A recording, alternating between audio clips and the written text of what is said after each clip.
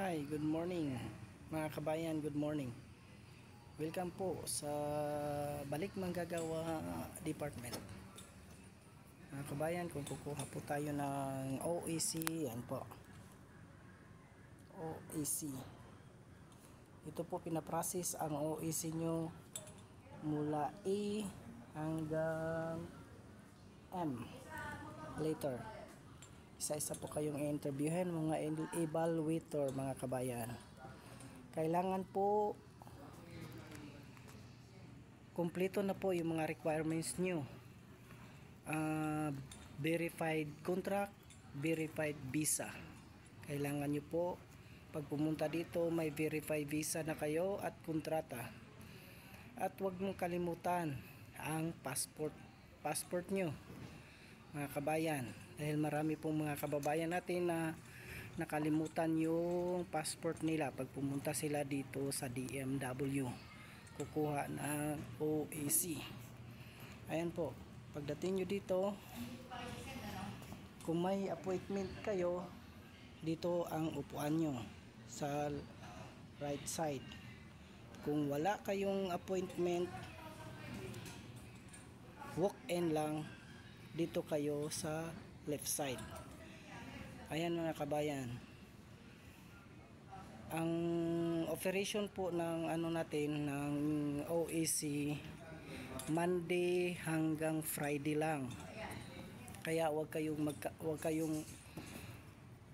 niyong kalimutan mga kabayan, pag kumuha kayo ng OEC, kailangan talaga Monday to Friday lang. Walang Saturday, walang Sunday. Opo ang mga staff niyan. Opo ang operation ng DMW pag Saturday and Sunday. Yung kabayan, ayan o. Mabilis lang pagka kumpleto ang inyong requirements, mabilis lang. Kumpleto lahat ng mga requirements nyo, madali lang. Isang click lang nila yan at walang maraming tanong ang mga evaluator. Sa mga kababayan ko na nandito na sa Pilipinas, nagbakasyon or kukuha ng OEC, andito available po sila Monday hanggang Friday mga kababayan. Ayan po, dito po yung pila ng OEC, kukuha ng OEC. Ayan po, pagka pumasok tayo dyan, yan, ang una po nating dito po, step 1. Pagpapasok kayo, may guard kayong kakausap sa inyo at doon kayo bibigyan ng mga information about sa OEC. Ayan po kabayan, kung kayo'y kukuha ng OEC o Balik Manggagawa, dito lang po sa loob. Sa ground floor lang po yun. Sa ground floor. Yan. Dito lang sa ground floor ng DMW. Huwag na kayong umakyat sa taas at huwag na kayong mag-basement.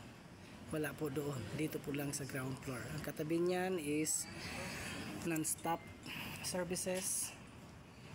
Yan. Ang katabi niyan. Ang katabi din yan is SSS.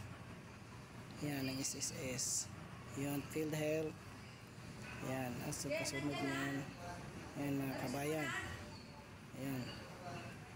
Agahan nyo lang pupunta dito kasi minsan Monday hanggang Friday is marami talagang kukuha. Pila-pila po yun. Ito punong-puno nga to. Punong-puno to itong upuan na to. Pag Monday to Friday. Thank you. Good luck.